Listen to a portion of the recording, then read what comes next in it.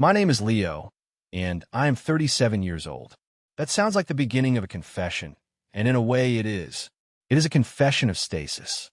For the past 4 years, since Amelia left, my life had settled into a rhythm so predictable it was less a rhythm and more of a flat line with occasional scheduled blips. I owned a small business doing custom woodworking and high-end home renovations. I was good at it. I could take a chaotic, splintered space and impose order, beauty, and function onto it. My hands knew the language of wood and stone, of joinery and level lines. It was a skill that did not, unfortunately, translate to the chaotic, splintered spaces of the human heart. Amelia had called me dependable. It was meant as a compliment the first year, a statement of fact the third, and an accusation by the fifth. She said it the way one might describe a well-maintained appliance. "Oh, Leo? He's so dependable." The unspoken postscript was always, and that's all she wanted, spontaneous trips to countries I couldn't pronounce, late nights with people who talked about their brand, and a life that looked good on social media. I wanted quiet evenings, the smell of sawdust, and the deep, satisfying exhaustion that comes from building something real. We didn't end with a bang. We ended with a quiet sigh of resignation on her part, and a hollow ache of inadequacy on mine. She packed her bags, I helped her carry them to her car, and that was that. A dependable man to the very end. So I settled. I worked. I paid my mortgage. I had dinner with my sister, Sarah, every other Thursday. My world was a well-built, perfectly square box. It was safe. It was quiet. It was profoundly, soul-crushingly lonely, a fact I refused to acknowledge on most days. The dust motes dancing in the afternoon light of my workshop were my most consistent companions. They, at least, never accused me of being boring. Then she moved in. The house next door had been empty for 6 months, a quiet suburban ghost. I'd grown accustomed to its dark windows, its untended lawn. Then one Saturday, a moving truck that looked like it had survived a minor war wheezed to a stop at the curb, and the quiet ended. I watched from my kitchen window, nursing a cup of coffee, a reluctant spectator to the disruption. And then I saw her, and the world tilted slightly on its axis. She was directing the movers with an economy of motion and a clarity of voice that was mesmerizing. She wasn't shouting. She was simply speaking with an authority that left no room for misunderstanding. She was dressed in paint-splattered jeans and a plain gray t-shirt, her hair pulled back in a messy knot that somehow looked intentional. She was not a damsel in distress waiting for a man to lift her boxes. She was the field marshal of this operation, and the two burly movers were her willing infantry. My first real look at her came when they were wrestling with a giant, antique roll-top desk that refused to fit through the front door. It was a beautiful piece of furniture, dark cherry wood, and it was clearly her prized possession. The movers were sweating and cursing, ready to give up. She placed a hand on the desk, almost a caress, and surveyed the problem with an unervingly calm focus. Her eyes, which I could now see were a startling shade of green, narrowed in thought. They were the color of sea glass, worn smooth by a lifetime of observation. There was no panic in her, only analysis. She saw the angle they were missing, the pivot point they were ignoring. "Wait," she said, her voice cutting through their grunts. "Tilt it. On its side. Back corner and first, then rotate." They did as she instructed, and like a key in a lock, the desk slid through the doorway. One of the movers shook his head, a grin of disbelief on his face. "Ma'am, you should have been an engineer." She just smiled, a small, private thing that didn't quite reach her eyes. "I just know my furniture." That was Clara. I didn't know her name yet, but that was her. Competent, calm, in charge of her own world. And for the first time in 4 years, a flicker of something that wasn't resignation or quiet contentment stirred in the dusty workshop of my chest. It felt a lot like curiosity. It felt a little like trouble. The first knock came a week later. It was late afternoon, the sun slanting low and turning the air golden. I was in my workshop, the scent of freshly cut oak thick around me, sanding a tabletop to a finish as smooth as still water. The sound of knuckles on the side door was an intrusion, a foreign note in the familiar symphony of my tools. I shut off the sander, the silence that followed ringing in my ears, and wiped my hands on a rag. When I opened the door, she was standing there. Clara. She was holding an empty flower pot, and she looked vaguely apologetic. "Hi," she said, her voice a little hesitant, a stark contrast to the confident commander I'd witnessed a week ago. "I'm Clara, your new neighbor, Leo," I replied, my own voice feeling rusty from disuse. I was acutely aware of the sawdust in my hair, the smudge of its stain on my cheek. "Welcome to the neighborhood." "Thanks," she offered a small, crooked smile. "Sorry to bother you. This is going to sound like a ridiculous cliché, but do you happen to have a hammer I could borrow? I'm trying to hang a picture, and I can't for the life of me find mine." I swear I packed it. A hammer, the most basic of tools. It was a perfectly reasonable request, but something about it felt off. I remembered the way she'd analyzed the geometry of the doorway and the desk. She didn't strike me as the kind of person who would misplace a hammer. Still, I nodded. "Sure, no problem. Hang on." I turned back into my workshop. My hammers were arranged by weight and purpose on a pegboard wall. A framing hammer, a ball peen, a finishing hammer, a rubber mallet. They were extensions of my own hands. I grabbed the 16-ounce claw hammer, its wooden handle worn smooth and dark from years of use. It felt balanced and familiar in my palm. When I handed it to her, our fingers brushed. It was nothing a spark of static electricity, but it felt like a jolt. Her hands were not delicate. They were capable, with short, clean nails and the faint calluses of someone who worked with them. She took the hammer, her grip sure. "Thank you so much," she said, her sea glass eyes meeting mine. "You're a lifesaver." "Hardly," I managed. "Just a guy with too many tools." She laughed, a real, throaty sound this time. It was a good sound. "No such thing," she said before turning to go. I watched her walk back to her house, the heavy hammer swinging easily in her hand.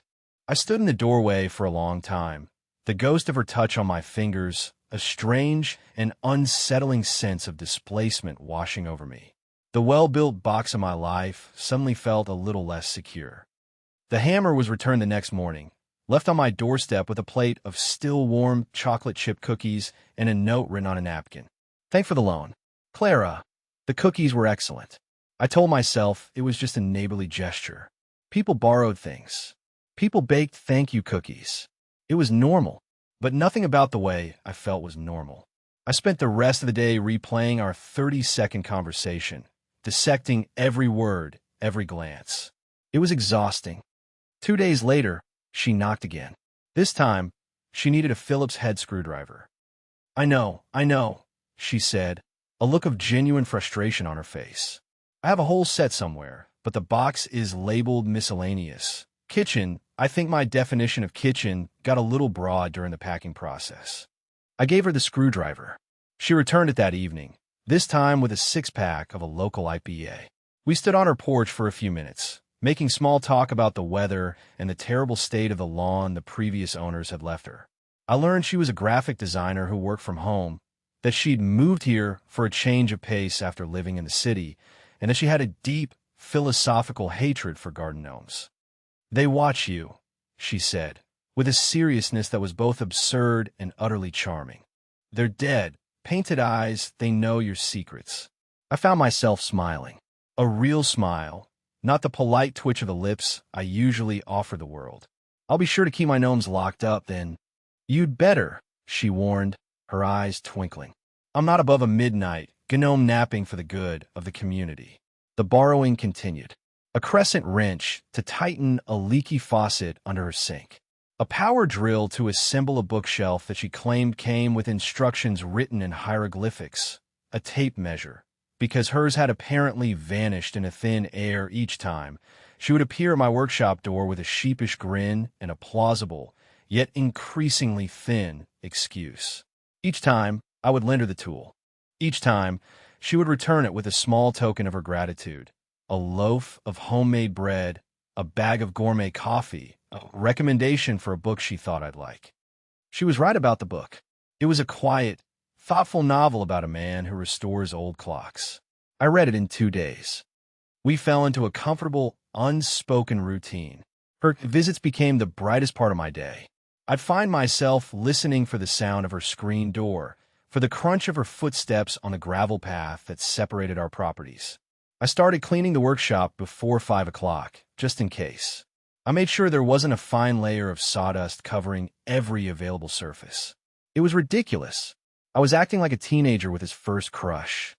My sister, Sarah, noticed the change immediately. We were at our bi-weekly dinner, and I was telling her about the gnome conspiracy. "You're smiling," she said, mid-bite of her lasagna. She stared at me as if I'd just sprouted a second head. A real, actual smile. "What's her name?" "What?" "There's no her," I lied, feeling my face grow warm. "I'm just in a good mood." Sarah rolled her eyes. She had a PhD in calling me on my nonsense. "Leo, your default mood is mildly inconvenienced by existence. You haven't been in a good mood since 2012. So spill. Who is she?" I gave in.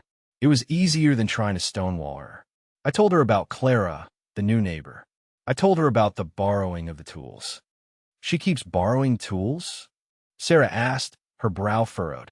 "Like a lot. A few," I said, trying to sound casual. "Hammer, screwdriver, a wrench. And you, mister, I can build a house with a pocket knife. Believe she doesn't own these things herself? She's still unpacking." I insisted, knowing how weak it sounded. "Things get lost." Sarah just looked at me, a slow, knowing smile spreading across her face. "Oh, you sweet, dense man," she said, shaking her head. "She's not borrowing tools, you idiot. She's borrowing you." Her words hit me with the force of a physical blow. I had been so focused on the objects, the hammer and the wrench, that I had completely missed the point. All my life, I had been practical. I saw a problem and found a solution. A nail needs a hammer. A screw needs a screwdriver. A lonely woman needs a neighbor. It seemed too simple and too complicated all at once. Could she really be interested in me? The dependable, boring appliance of a man? The thought was terrifying. It was also thrilling. It was a door opening into a room I had long since boarded up and forgotten about. For the first time, I felt a tremor of hope, a fragile green shoot pushing its way through the compacted soil of my self-imposed exile. The next time she came over, it was for a stud finder. I was halfway through explaining how it worked, pointing to the indicator lights, when I noticed a box near her back door. It was one of the last ones from her move, open at the top. And peeking out from a jumble of bubble wrap and packing paper was the bright yellow handle of a stud finder. It was identical to the one in my hand. I froze. My brain screeched to a halt. There it was. Proof. Sarah was right. She wasn't borrowing tools. She was finding excuses. She was manufacturing reasons to walk the 20 yards from her door to mine. The realization sent a hot, dizzying wave of panic and exhilaration through me. She followed my gaze, her eyes landing on the box. For a split second, I saw a flash of pure, unadulterated panic in her expression. She'd been caught. Her cheeks flushed a delicate shade of pink. She opened her mouth to say something, probably to invent a story about how that was a broken one, or her old one, or one that belonged to a cousin. But before she could, a sleek, obscenely expensive-looking black car pulled in her driveway, its engine a low, arrogant purr. The driver's side door opened, and a man unfolded himself from the seat. He was tall, dressed in clothes that cost more than my monthly mortgage payment, and he wore a smile that didn't reach his cold, assessing eyes. He looked at me, at the stud finder in my hand, and then at Clara, his smile tightening into something that looked suspiciously like a sneer. "Clara, darling," he said, his voice smooth and proprietary.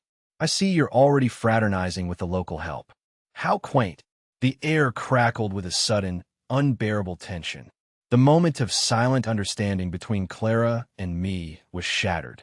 The man, who I instantly and instinctively despised, walked towards us as if he owned the very ground we were standing on. This, I thought with a sinking heart, must be the reason she'd moved here for a change of pace. The pace was standing right in front of me, and it looked like a colossal jerk. Clara's whole posture changed.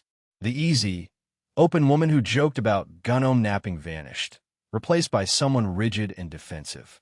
Her shoulders went back, her chin lifted, It was the posture of someone bracing for impact. "Julian," she said, her voice flat and devoid of any warmth. "What are you doing here? I told you not to come.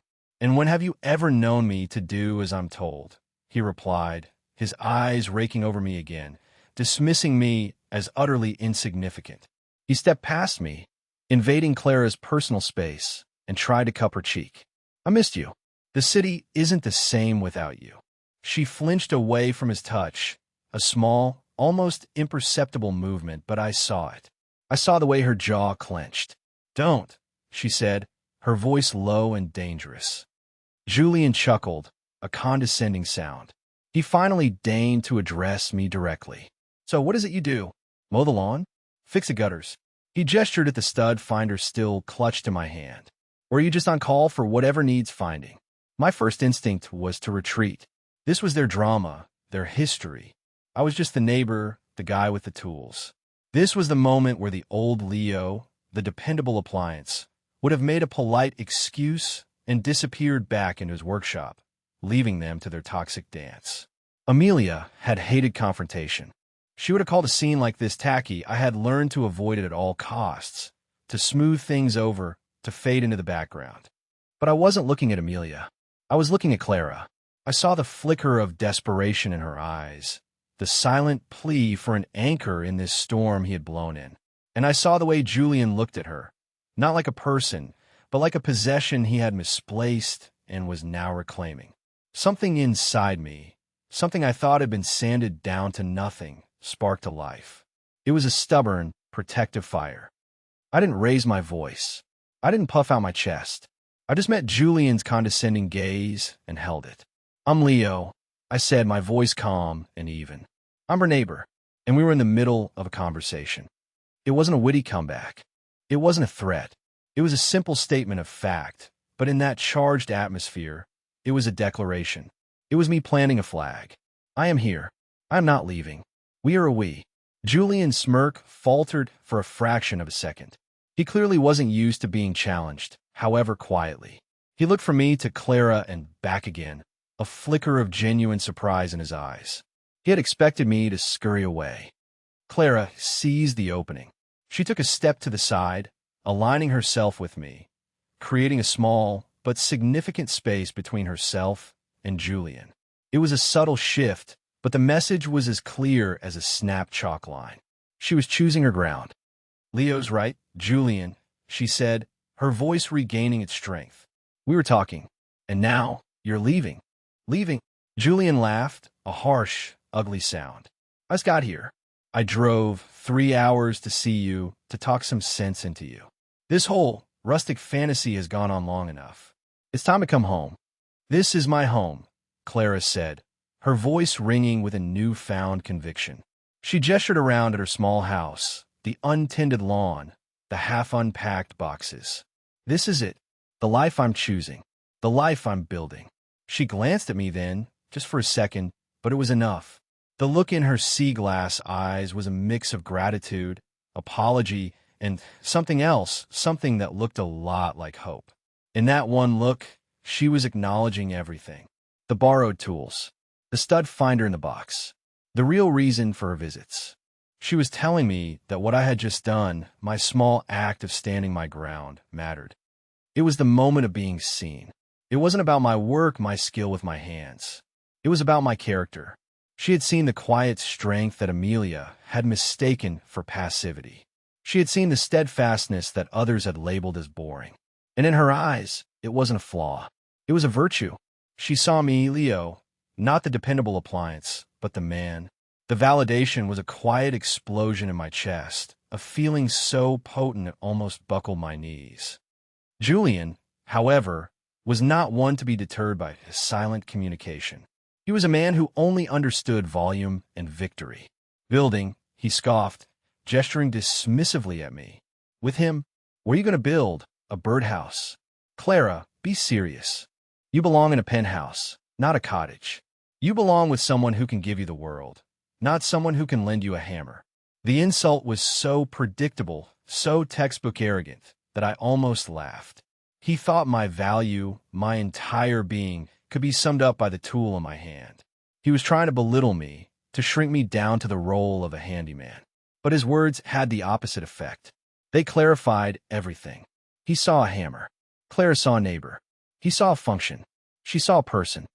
"I think you should go," I said again, my voice still quiet, but now laced with a cold edge of finality. Julian finally turned his full, venomous attention to me. "And who the hell are you to tell me what to do?" "I'm the man holding the stud finder," I said, lifting it slightly. "And I'm finding that you are, unequivocally, not a structural support. You're just noise in the wall." Clara let out a small, choked sound that was half gasp, half laugh. Julian's handsome face contorted with rage. For a moment, I thought he might actually swing at me. The air grew thick and heavy. But he was a man who fought with words and money, not his fists. Physical violence was beneath him. It was messy and unpredictable. He preferred the cleaner wounds of humiliation. He straightened his ridiculously expensive jacket and shot Clara a look of pure poison. "Fine," he spat. "Stay here. Play house with the carpenter. See how long it takes for you to get bored." "You always do." He stalked back to his car, slammed the door, and peeled out of the driveway, leaving a cloud of dust and the stench of his cologne hanging in the air. Silence descended. It was a fragile, shimmering thing. Neither of us moved. I was still holding the stud finder like some kind of ridiculous weapon. My heart was hammering against my ribs, a frantic, wild rhythm. I had just stood up to a man I didn't know, for a woman I barely knew, and I had never felt more like myself.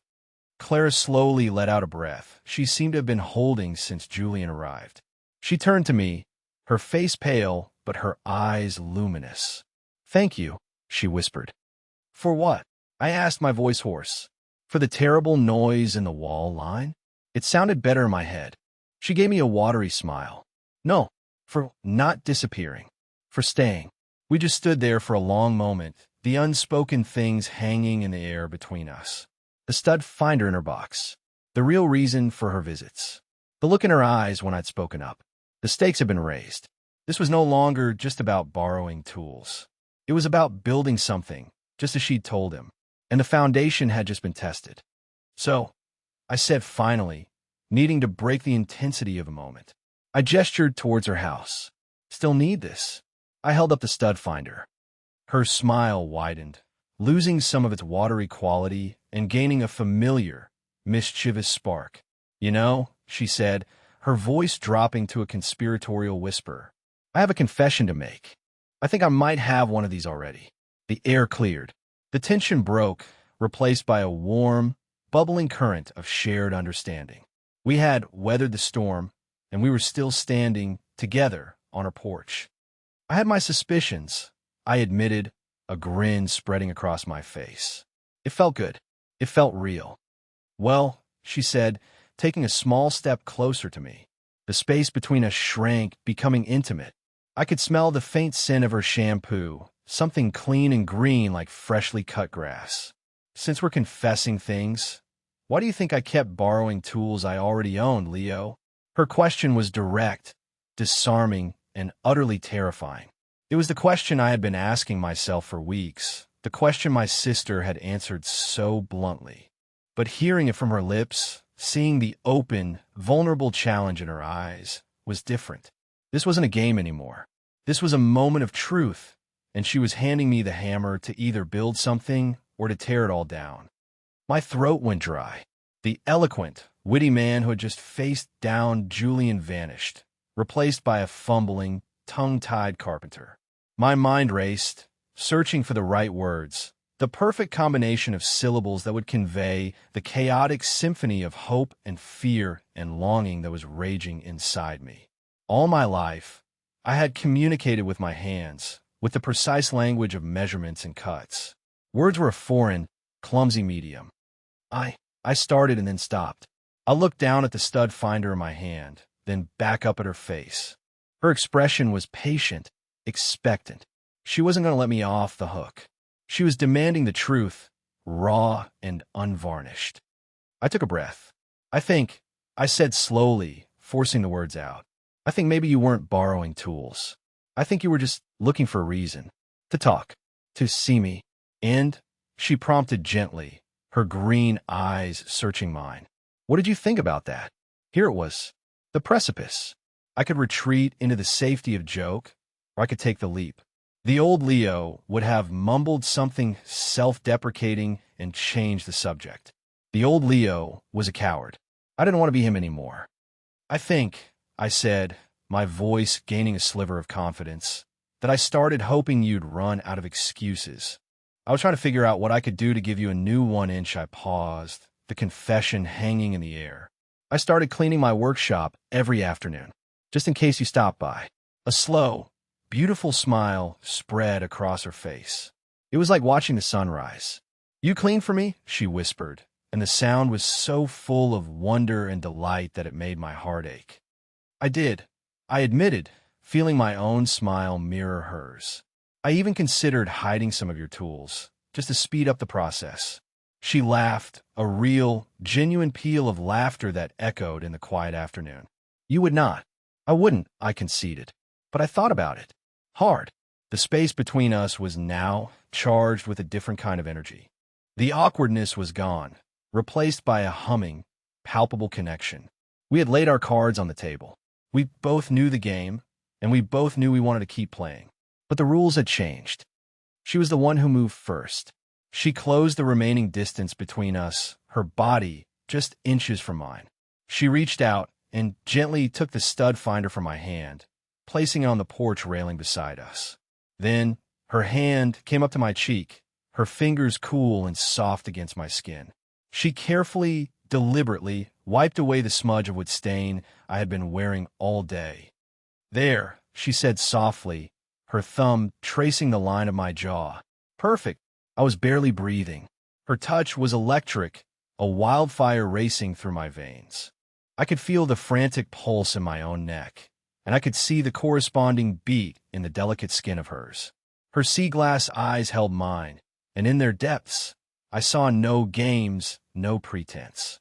I saw only a reflection of my own yearning. Clara, I breathed, my voice barely a whisper. And then she leaned in and kissed me. It wasn't a tentative, hesitant kiss. It was a kiss of certainty, a kiss that had been waiting behind a dozen borrowed tools and 100 unspoken thoughts. It was warm and firm and tasted faintly of the iced tea she'd been drinking earlier. It was a kiss that said, finally. My hands, of their own accord, came up to cup her face, my thumbs stroking her cheekbones. I kissed her back, pouring every ounce of the loneliness of the last 4 years, every bit of the hope she had sparked in me, into that one perfect moment. It was a conversation without words, an agreement signed and sealed. The world narrowed to this single point of contact, the scent of her hair, the soft pressure of her lips, the solid reality of her in my arms. When we finally broke apart, we were both breathless. We rested our foreheads together, the setting sun casting long shadows around us. The air was cool on my heated skin. So, she murmured, her eyes still closed. Does this mean I have to start buying my own tools? I chuckled, the sound rumbling in my chest. Absolutely not, I said. My workshop is your workshop, but from now on, you don't need an excuse to come over. Good, she said, opening her eyes. They were sparkling. Because my toaster just made a funny noise, and I was going to ask if you had a toaster wrench. A toaster wrench? I repeated, shaking my head in mock seriousness. A very rare and specialized tool. Luckily for you, I have a full set. We stood there for a long time, just smiling at each other, two people on a porch, the ghost of an arrogant ex-boyfriend, and a pile of borrowed tools behind us, and the vast, uncharted territory of a new beginning stretching out before us. The well-built box of my life hadn't just been opened. It had been completely dismantled, and I knew, with a certainty that settled deep in my bones, that with her, I was going to build something far more beautiful in its place. Our first real date was 3 days later. It was my idea. I wanted to take her somewhere that wasn't her porch or my workshop, somewhere we could exist as two people getting to know each other without the context of leaky faucets and missing hammers. I chose a small, quiet restaurant downtown, one that was tucked away in a renovated old brick building. It had low lighting and wasn't loud enough to preclude actual conversation. It was the kind of place Amelia would have called boring. I was starting to realize that my definition of boring and hers were worlds apart. To me, this was perfect. When I picked her up, she was wearing a simple dark blue dress that made her green eyes seem even more vibrant. She looked incredible. I felt clumsy and oversized in my button-down shirt and clean jeans, like a piece of lumber trying to pass itself off as finished furniture. "You look," I started, the words catching in my throat. "Wow." She smiled, a genuine, pleased smile. "You don't clean up so bad yourself, Carpenter," she said, her eyes doing a quick, appreciative sweep. "No sawdust in your hair tonight." The evening was easy, effortless. The conversation flowed as smoothly as the wine the waiter poured into our glasses. We talked about everything and nothing.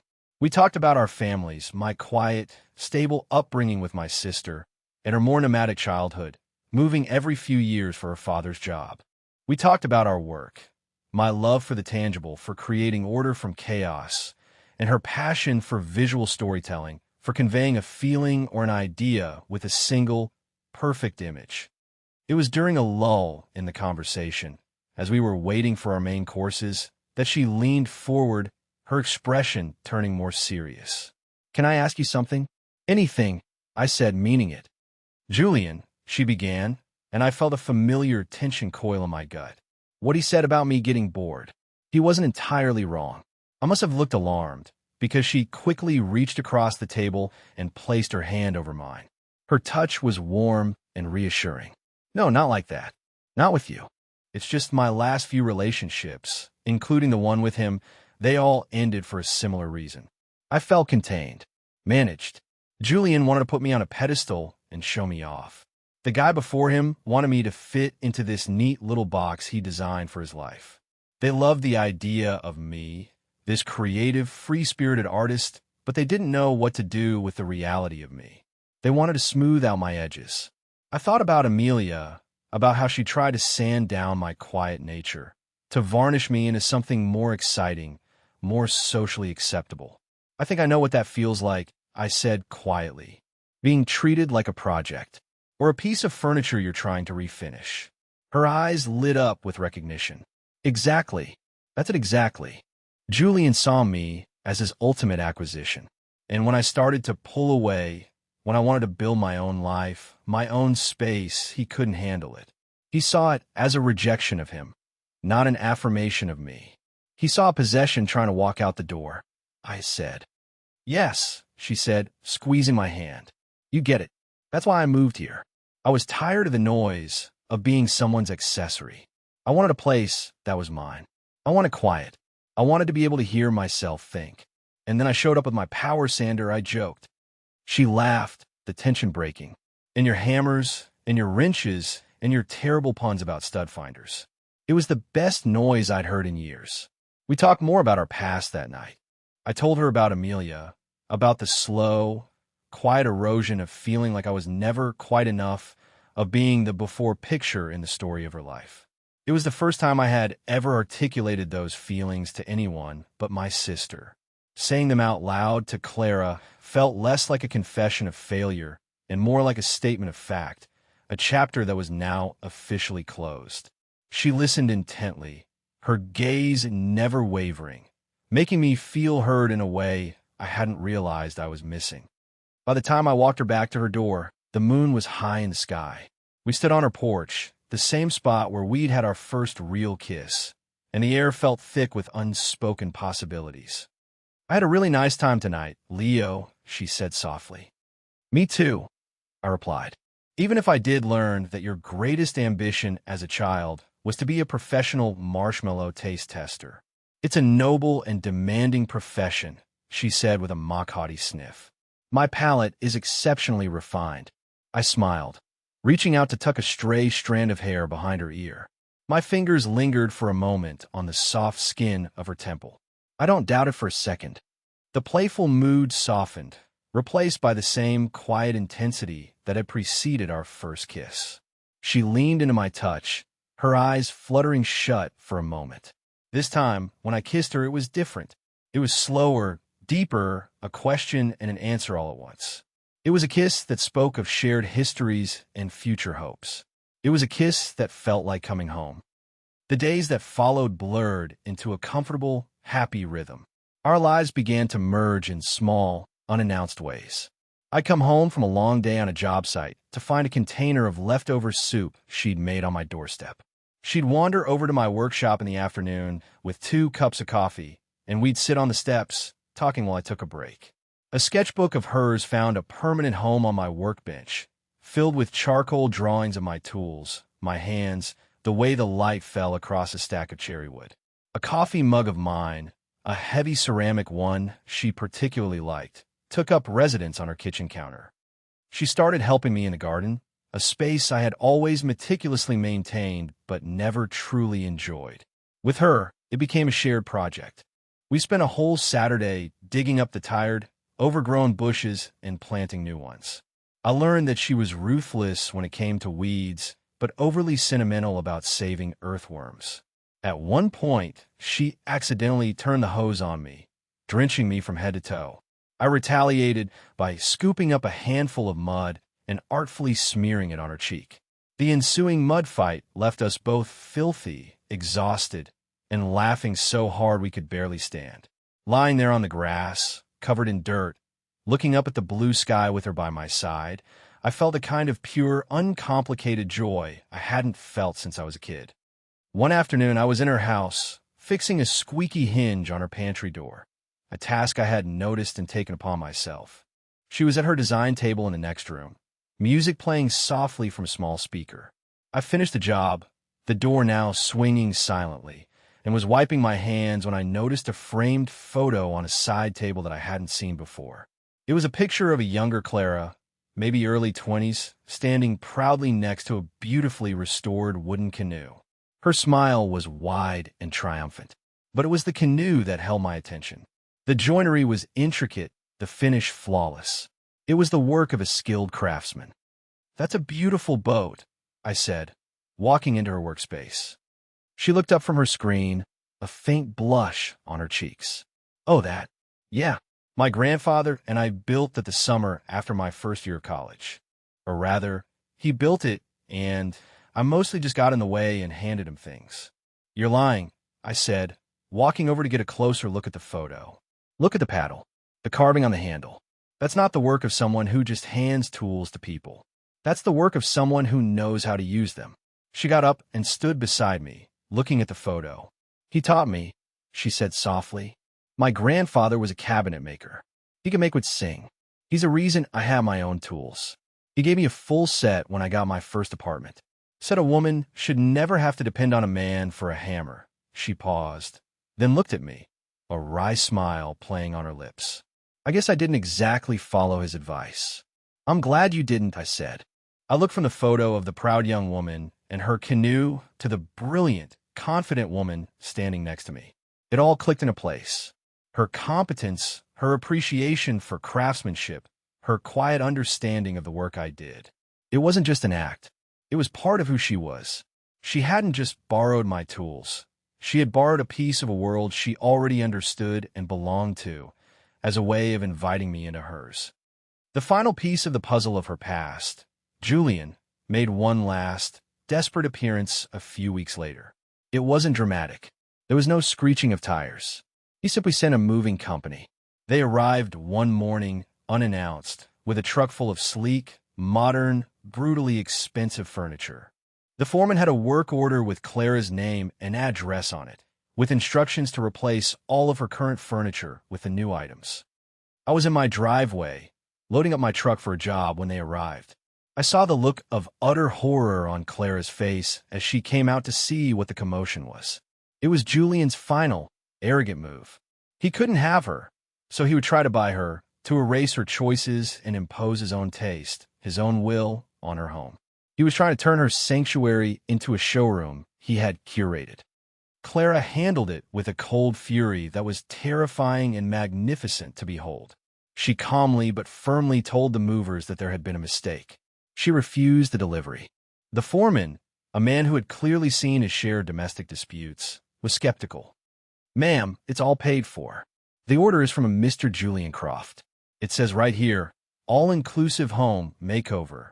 I don't care if it was paid for by the King of England, Clara said, her voice like ice. That furniture is not coming into my house.